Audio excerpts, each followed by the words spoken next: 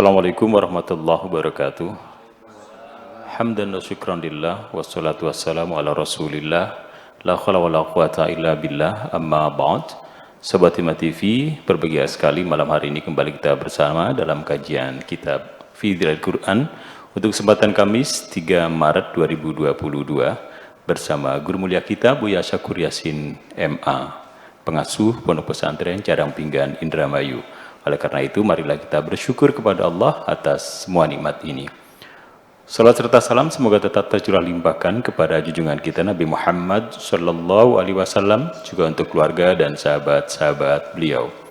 Sobat Hima TV, acara ini disiarkan langsungkan dari Komplek Pendidikan Pondok Pesantren Cadang Pinggan Indramayu. Dan saat ini, Pondok Pesantren Cadang Pinggan sudah menerima peserta didik baru untuk tahun pelajaran 2022-2023 untuk tingkat Madrasah Sanawiyah atau MTS, Madrasah Aliyah atau MA, dan juga Sekolah Menengah Kejuruan atau SMK. Dan saat ini pendaftarannya masih secara online, dan untuk link pendaftarannya bisa dilihat dalam running text yang ada di layar YouTube Sobat Hima TV. Baik, untuk selanjutnya kita langsung bersama dengan guru mulia kita untuk sama-sama ikuti kajian kitab Fi Dhilal Quran untuk kali ini, Kamis 3 Maret 2022. Kepada Buya Syakur, dipersilahkan. Baik. Assalamualaikum warahmatullahi wabarakatuh. Waalaikumsalam warahmatullahi wabarakatuh. Bismillah, tawakkaltu ala Allah, la hawla wa la quwwata illa billah.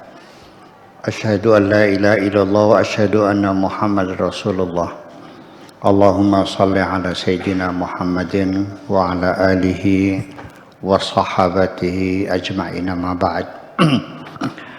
Sudah saya terjemahkan ke dalam bahasa Indonesia surat An-Nisa 135 sampai 147 ya. Lalu kita dapati pada ayat 140 An-Nisa yang berbunyi wa qad nazzala 'alaikum fil kitabi, telah kami turunkan buat kamu di dalam Alkitab, an idza sami'tum ayatillahi yukfaru biha wa yustahza'u biha, apabila engkau mendengar ayat-ayat Allah dikafir-kafirkan dan diperolok-olokkan, yang dihina, ya, fala taqudu ma'ahum, janganlah kamu duduk bersama mereka. Artinya tinggalkan saja, tinggal pergi aja udah. Begitu ngomongnya jelek-jelekin ayat Allah, tinggalkan aja udah. Selamanya kita tidak bisa kumpul lagi, bisa. Fala taqudu ma'hum hatta yakhudu fi haditsin ghairi. Itu pun hanya sementara. Kalau dia ngomongnya sudah bisa, pokok bahasanya udah bergeser, ya udah kita masuk lagi sampai mereka berbicara masalah yang lain. Itu. Kalau kita tetap duduk bersama mereka, idzan gitu.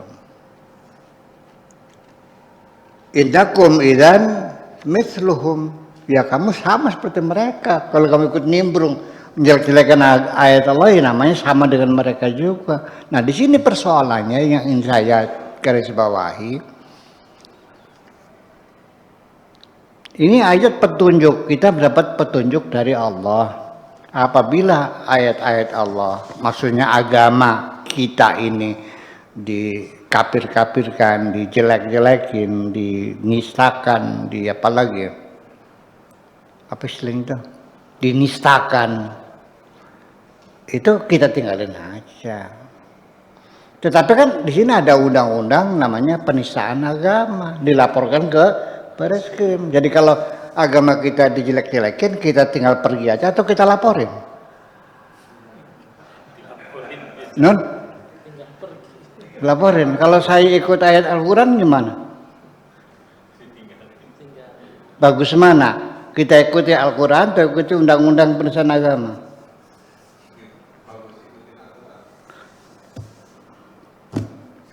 Saya juga tidak mengerti asal usulnya bagaimana munculnya undang-undang penistaan agama itu. Malah kadang-kadang saya merasa tidak elok ya ketika orang dituduh menistakan agama. Padahal dia Gus dia nih. Ustadz, mualim, kiai, ajengan, sedang ceramah, hanya dia menyampaikan pendapatnya yang tidak sama dengan audien, dilaporkan ke Barreskrim. Masuk akal nggak orang berdakwah untuk Islam dituduh menistakan agama Islam? Terjadi nggak? Masuk akal nggak? Itulah artinya dalam kehidupan sehari-hari banyak yang tidak masuk akal dan terjadi juga. Itu aja persoalannya. Ya, yang saya sebut nama lah, pokoknya yang kiai, ajengan, kasepuhan, gus, ustad dan sebagainya itu dituduh menistakan agama. Nyung dia lagi ceramah ngajak orang masuk agama Islam aja. Dia sedang tabligh Islam dituduh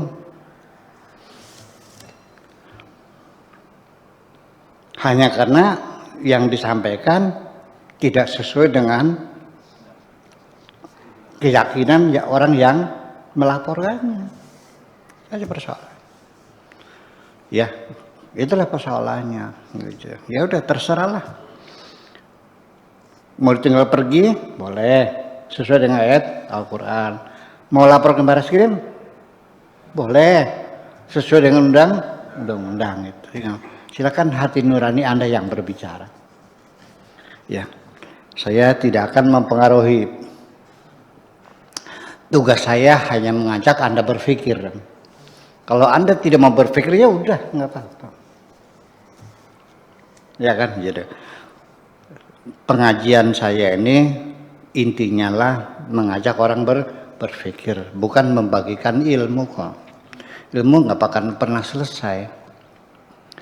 Jadi kalau saya ngaji atau ceramah, kemudian kalian paham, saya senang ya. Alhamdulillah kalian paham.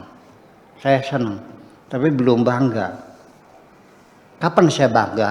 Ketika setelah saya ceramah, Anda berpikir, baru saya bangga. Kalau paham senang aja biasa kok. Baru saya bangga kalau Anda berpikir. Dan nampaknya saya sudah berhasil sekarang mengajak orang berpikir. Alhamdulillah. Ya, sudah orang mulai berpikir. Ya, tapi ya jangan terus-terusan, nanti capek. Pelan-pelan aja deh. Oke, kita lanjutkan. Hadza dars halaqatun min silsilati tarbiyah al-manhajiyah. Pelajaran di sini An-Nisa ayat 135 sampai 147 ini adalah pelajaran merupakan rangkaian dari silsilah tarbiyah manhajiyah, pendidikan metodologi. Allati tawalladha yadur ri'ayatil ilahiyah, yang langsung dibimbing, ditangani oleh Allah Subhanahu wa Ta'ala. Udah, tangan riayah ilahiyah oleh Allah gitu aja lah. Bahasa Indonesia jadi susah. Jadi tangan pemeliharaan ketuhanan, apa itu? Insya Allah aja lah. Gitu aja. Yang langsung ditangani oleh tangannya pemeliharaannya Tuhan. Ya udah Tuhan aja lah. Ini bahasa Arabnya begitu. Li ikhrajil ummah, untuk mengeluarkan umat Islam maksudnya. Allati qala Allahu fiha, yang telah dikatakan oleh Allah, kuntum ya khairu ummatin ukhrijat linnas. Kuntum khairu ummatin ukhrijat linnas, kamu adalah orang umat yang terbaik yang telah dikeluarkan kepada manusia. Artinya yang pernah tampil di hadapan manusia, kamu adalah umat yang paling baik. Ayat ini betul. Tapi mungkin yang membacanya yang salah paham. Dikiranya ketika engkau beragama Islam, kamu menjadi umat yang terbaik. Ya tidak, ada lanjutannya.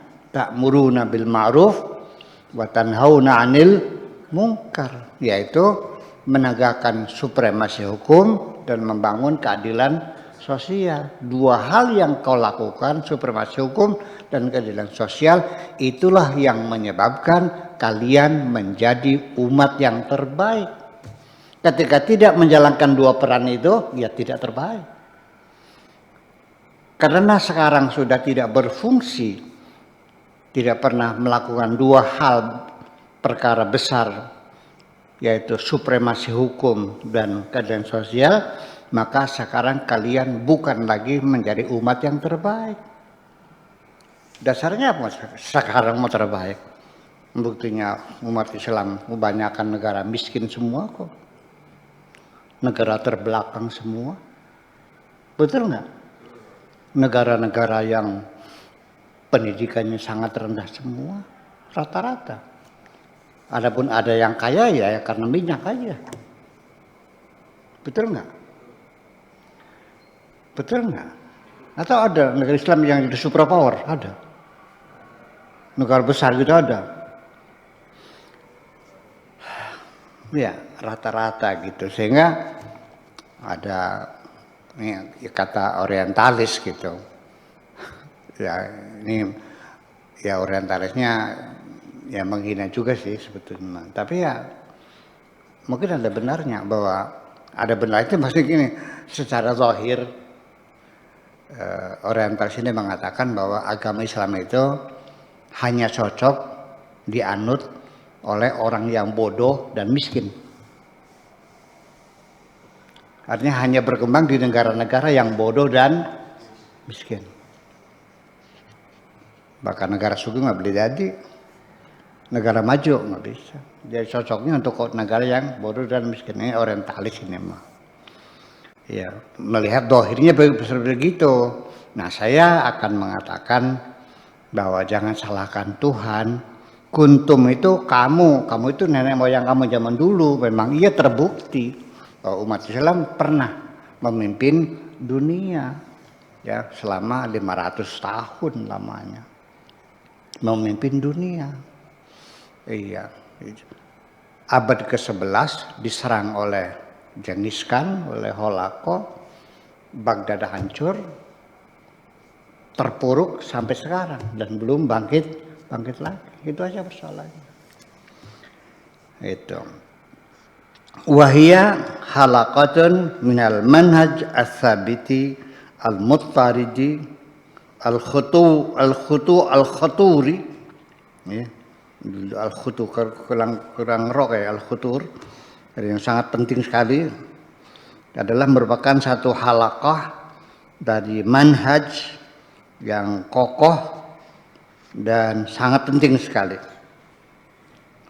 Al-marsum al-ahdaf, yang targetnya sudah terpapar dan sudah dijelaskan, tergambarkan, yaitu apa? Limu'alajati nafsil basariyah, ya, untuk mengobati, untuk mengatasi jiwa manusia, biddawa alladhi sana'ahu sani'u hadzal nafs, dengan obat, mengobati jiwa manusia dengan obat yang dibuat oleh yang mencipta manusia ini.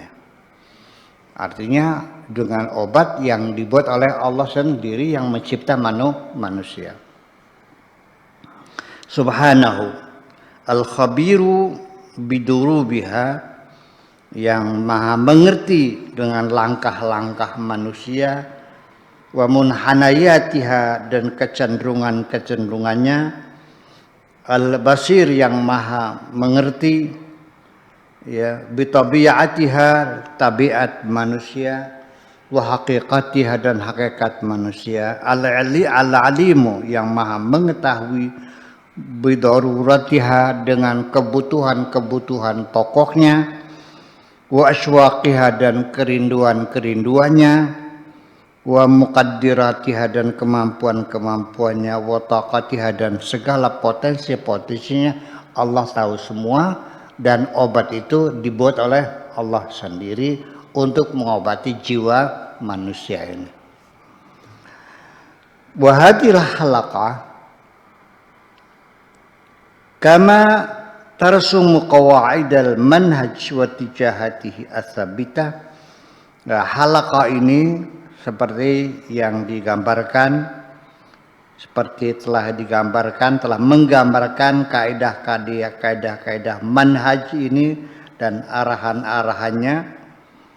Al-mawdu'atu linnasi, yang sengaja dibuat untuk manusia, jami'an semuanya. Fi ajyaliha, dalam generasi-generasi manusia, kulliha seluruhnya.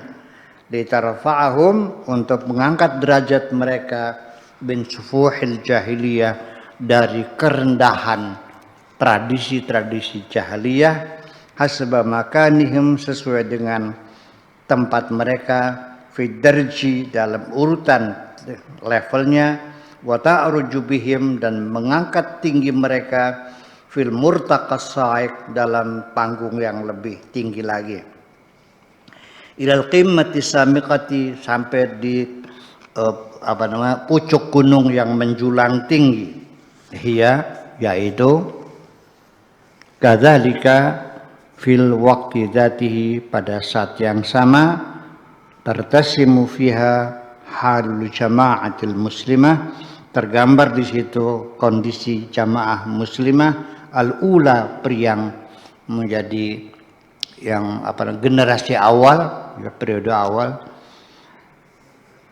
al-mukhatabatu bihadzal Qur'an, yang langsung mendapat khitab dari Al-Quran ini, yang langsung diajak bicara oleh Al-Quran ini, yaitu generasi awal umat Islam. Wa tabruzu min baini sutur, dan nampak kelihatan di antara baris-barisnya, ya, suratan li hadhil jamaati, gambaran tentang jamaah Islam ini, idzaka, ketika itu, kama hiya, seperti apa adanya, bikulli ma fiha min basyariyatin, dengan segala apa muatan yang terkandung sebagai kemanusiaan, wa bikulli ma fi basyariyatiha min du'fin, sesuai dengan apa yang ada pada kemanusiaan, baik berupa kelemahan, wa quwwatin, dan kekuatan, wa min rawasiba jahiliyatin, dan endapan-endapan jahiliyah, peninggalan-peninggalan jahiliyah, wa masya'ira fitlidah, dan perasaan-perasaan yang bersifat naluri, wa tabruzu kadzalika, dan tampil juga demikian, tariqatul manhaj fi ilajiha, cara manhaj agama Islam dalam menyelesaikan masalah manusia, wa taqwiyatiha, dan penguatannya, wa tathbitiha, dan pengokohannya, alal haqqi, atas kebenaran, alladzi tumathiluhu, yang direpresentasikan olehnya, bikulli ma fi waqfatiha, dengan segala apa yang ada dalam kajian-kajiannya, ma'al haqqi, dengan kebenaran, min juhdin wa tadhiyah, baik dengan kerja keras maupun dengan pengorbanan. Ini omongannya, bahasanya bahasa sastra yang tinggi, sehingga terjemahnya juga ya artinya bahwa ayat ini adalah merupakan pelajaran dari Tuhan untuk manusia, ya, kepada umat Islam yang ada pada generasi awal yang langsung dipanggil, yaitu ya ayyuhalladzina amanu, wahai orang-orang yang beriman, ya ayyuhalladzina amanu, dan kita kunu qawwamina bil qisti, ya, untuk menegakkan keadilan. Ini kita ini ya, untuk menata kehidupan bermasyarakat, bernegara di dunia ini yang penting. Qawwamuna bil qisti, menegakkan keadilan. Tetapi ini diabaikan. Semua perhatian kita umat Islam tercurah, terfokus masalah sholat. Aneh kan? Aneh kan? Lalu apakah ketika kalian ini sholat semua, lalu maju nggak negeri ini? So, bilang aja deh, jujur aja. Sok ya Bang. Semua orang sholat semua, lalu akan otomatis menjadi negara besar gitu, superpower dengan sholat itu. Apakah dengan sholat semua kita ini makmur gitu? Ada hubungannya enggak? Pakai logika dong. Keadilan ini yang akan menciptakan kemakmuran ini. Yang membuatkan persaudaraan kita menjadi kokoh. Tidak ada dendam di antara kita. Orang semakin yakin tinggal di negeri ini ada kepastian hukum. Ini yang penting. Kalau masalah urusan pribadi Anda dengan Tuhan Anda. Yaitu karena khitab ad-dini, al-khitab ad-dini, artinya pidato agama yang berkembang di masyarakat ini dari mimbar ke mimbar itu tidak jauh masalahnya masalah sholat. As-sholatu imaduddin. Sholat itu tiang agama, bukan keadilan sosial, bukan supremasi hukum tiang agama itu. Faman aqamaha faqad aqamaddin wa man tarakaha faqad haddamaddin. Barang siapa yang mendirikan sholat berarti mendirikan agama. Barang siapa yang meninggalkan sholat berarti menghancurkan agama. Inna awwala ma yuhasabu bil mar'i yawmal, ini hadis ini banyak banget ini. Inna awwala ma yuhasabu bil mar'i yawmal qiyamah as-shalat. Nanti amalan kamu yang pertama kali dihisab adalah sholat kamu. Barang siapa yang tidak sholat semua amalnya tidak diterima. Ini banyak banget dah segudang hadis-hadis tentang sholat. Dan itu yang selalu diceramahkan itu ya karena itu nasihatul ibad, apalagi Duratun Nasihin, apalagi dan Tanbihul Qopilin. Kitab-kitabnya itu iya ya seperti itu. Yang menjadi rujukannya itu kitab-kitab seperti itu. Ya sudah apa salahnya? Itu. Jadi artinya bahwa jangan salahkan Tuhan. Karena kamu tidak mikir apa otomatis karena setelah kamu lakukan sholat lalu negeri ini makmur. Ya itu persoalannya. Iya kan? Ya iya. Apakah orang sholat itu lalu hebat? Ya hebat untuk dirinya pribadi memang iya. Saya bukan berarti apa namanya menyepelekan sholat. Awas jangan salah paham lagi nanti. Buya Syakur tidak mementingkan sholat. Sholat mah wajib sudah titik selesai itu mah udah nggak usah dibahas lagi. Sudah mafhum dan sudah kita sepakati bahwa sholat wajib itu aja selesai kok. Iya.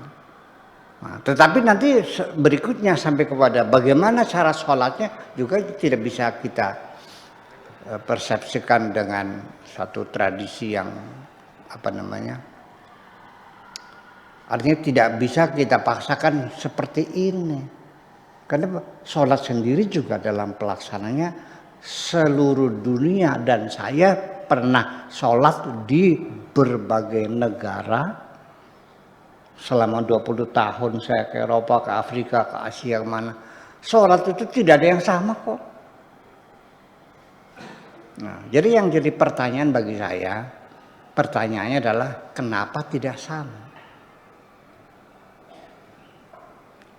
Sampai satu dengan yang lain saling menyalahkan. Anda kunut enggak?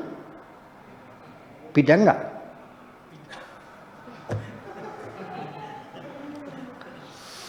Anda usolin enggak?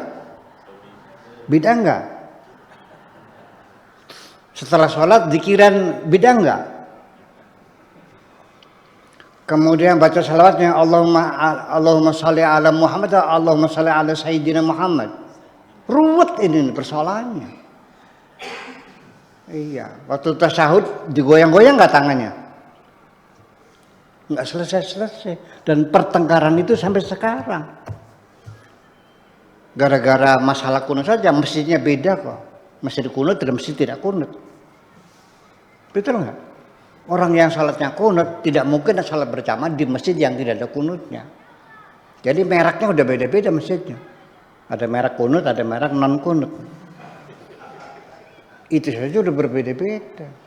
Baca basmalahnya boleh atau nggak dalam Fatihah? Fatihah baca basmalah nggak? Ada yang melarang, ada yang mengharuskan. Kenapa sholat kita tidak sama? Itu aja pertanyaan.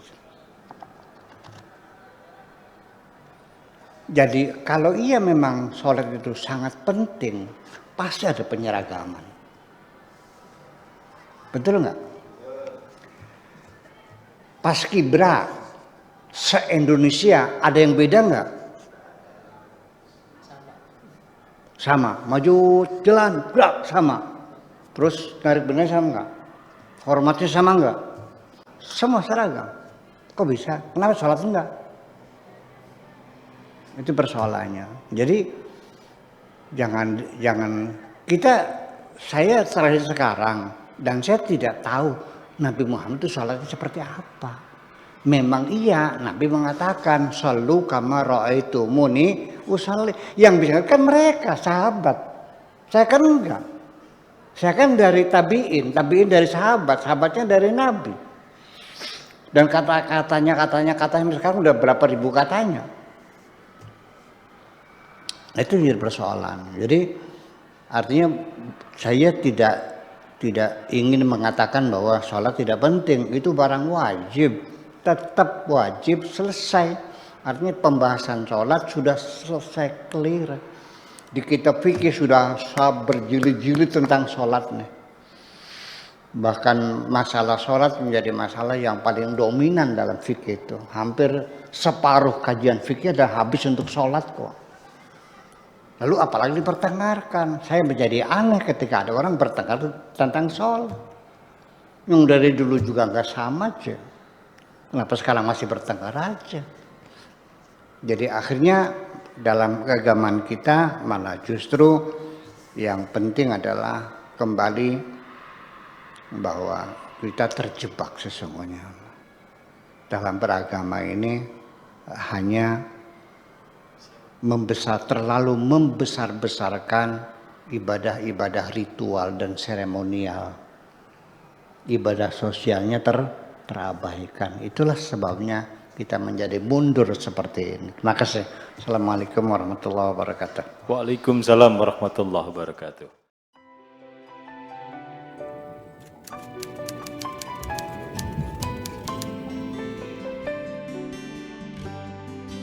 Aku hanya ingin berbagi kebahagiaan dan tidak menggurui siapapun. Terlalu sulit bagiku untuk menyalahkan siapapun. Akan tetapi apabila ada orang yang ingin mengisi raporku, tentu aku sangat gembira sekali. Dan kujamin aku tidak akan sakit hati sedikit.